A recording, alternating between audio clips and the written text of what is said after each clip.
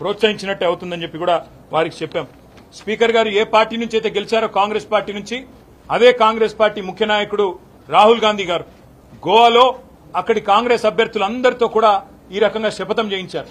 మేమెవరెవరైతే B Pharm తీసుకుంటున్నామో మేము party ఫిరాయించము అని చెప్పి శపథాలు చేసిన వైనాన్ని కూడా వారికి గుర్తు చేసినాం. అదేవిధంగా మొన్న జరిగిన హిమాచల్ ప్రదేశ్ లో జరిగిన రాజ్యసభ ఎన్నికల్లో 6 కాంగ్రెస్ ఎమ్మెల్యేలు బీజేపీ అభ్యర్థికి ఓటేశారు రాజ్యసభ ఎంపీ అభ్యర్థిగా. అక్కడ అసెంబ్లీ స్పీకర్ గారు డిస్క్వాలిఫై చేస్తే వారు దాన్ని సవాల్ చేస్తూ సుప్రీంకోర్టుకు పోయారు.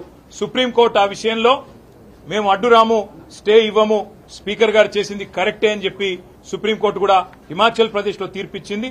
పార్టీ ఫిరాయింపుల విషయంలో సుప్రీంకోర్టు చాలా సీరియస్ గా ఉందనే విషయాన్ని కూడా వారికి చెప్పాము. ఇంకా మహారాష్ట్రలో కూడా జరుగుతున్న విషయాలు కూడా చెప్పాము. ఇదంతా స్పీకర్ గారికి చెప్పి మేము వారికి చెప్పిందల్లా ఏమంటే సుప్రీంకోర్టు నిబంధనలు క్లియర్ గా ఉన్నాయి, మీకు కాపీ కూడా ఇస్తున్నాం సార్. మిమ్మల్ని కొంతమంది తప్పుదోవ పట్టిస్తున్నారు, ఏమీ కాదని, మీరు ఏ నిర్ణయం తీసుకోకున్నా ఇబ్బంది రాదని, మీకే కలంకము రాదని చెప్పి కొంతమంది చెప్తా ఉన్నారు. వారిని స్పీకర్ గారిని మేము అభినందించాం కూడా. మన స్పీకర్ గారు ఒక దగ్గర ఒక యూట్యూబ్ ఛానల్కి ఇచ్చిన ఇంటర్వ్యూలో చాలా స్పష్టంగా చెప్పారు, నేనైతే వ్యక్తిగతంగా పార్టీ ఫిరాయింపులకు నాకు ఇష్టం లేదు, ఒక పార్టీ మీద గెలిచిన వాళ్ళు ఇంకో పార్టీకి పోవడం అనేది అనైతికం అని స్పీకర్ గారు ఏదైతే మాట్లాడారో మేము అభినందించాం.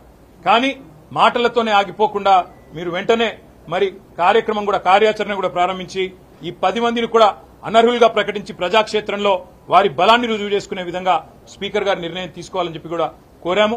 నేను పరిశీలిస్తాను, చట్టబద్దంగా రాజ్యాంగబద్దంగా ఏం చేయాల్సి ఉంటుందో తప్పకుండా అన్ని ఆలోచించి నిర్ణయం తీసుకుంటానని చెప్పి స్పీకర్ గారు చెప్పారు. మాకు స్పీకర్ గారి మీద ఇంకా విశ్వాసం ఉంది. ఒకవేళ వారు ఇంకా నిర్ణయం తీసుకోకపోతే తప్పకుండా సుప్రీంకోర్టుకి పోతాము. రాజ్యాంగబద్దమైన సంస్థలు భారతదేశంలో ఏవైతున్నాయో తీసుకుంటారని ఆశిస్తున్నాము. తీసుకోకపోతే తప్పకుండా న్యాయస్థానం, అత్యున్నత న్యాయస్థానం రాజ్యాంగ ధర్మాసనం కూడా చెప్పింది, 5 judge bench headed by chief justice of India May 2023లో చెప్పింది, ఈ పార్టీ ఫిరాయింపుల మీద ఏదైతే తీర్పు 3 జడ్జ్ బెంచ్ ఇచ్చిందో అది కరెక్ట్ అని చెప్పి రాజ్యాంగ ధర్మాసనం కూడా తీర్పిచ్చిందనే విషయాన్ని కూడా స్పీకర్ గారికి చెప్పాము. కాబట్టి తప్పకుండా దయచేసి తగిన న్యాయం చేయండి అని చెప్పి కూడా అభ్యర్థించాము. చేస్తారని చెప్పి మేము విశ్వసిస్తున్నాం. Thank you. పార్టీ ఫిరాయింపులకు పాల్పడతా ఉన్నారు.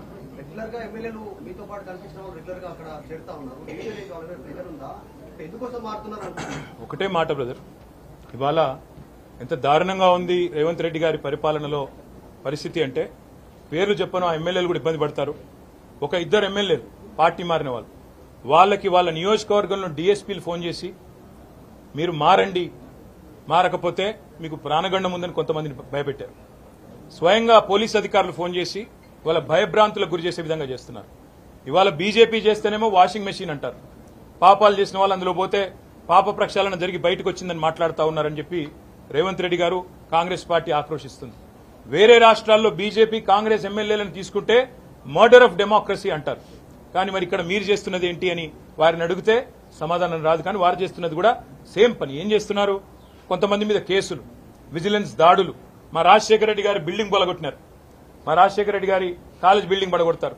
మల్లారెడ్డి గారి ఆస్తుల మీద పోయి వాటిని ధ్వంసం చేస్తారు. కొంతమందిని డైరెక్ట్ గా మీకు ప్రాణగండం ఉందని భయపెడతారు. కొంతమందికి బిజినెస్లుంటే ఆ బిజినెస్ల్లో విజిలెన్స్ వాళ్ళని పంపించి ఇంకా ఇతరత్ర సంస్థలను పంపించి ఇబ్బంది పెట్టే ప్రయత్నాలు. ఎవరన్నా నిర్మాణ రంగంలో ఉంటే వారిని జీఎంసీ ద్వారా, హెచ్ఎండిఏ ద్వారా భయభ్రాంతులకు గురి చేయడం. ఇవాళ బడేబాయికి చోటాబాయికి పెద్ద తేడా ఏం లేదు. బడేబాయి అక్కడ చేస్తున్న పని ఇక్కడ ఈయన చేస్తున్నాడు చోటాబాయి, ఏం తేడా లేదు.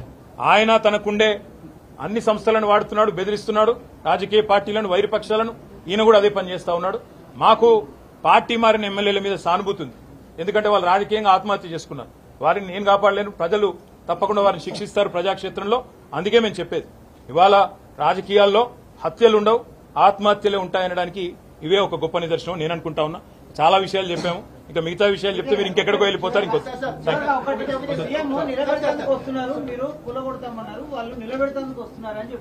సరే, ఇప్పుడు బ్రదర్ ఒక్క మాట, ఎవరైతే కూలగొడతామని చెప్పారో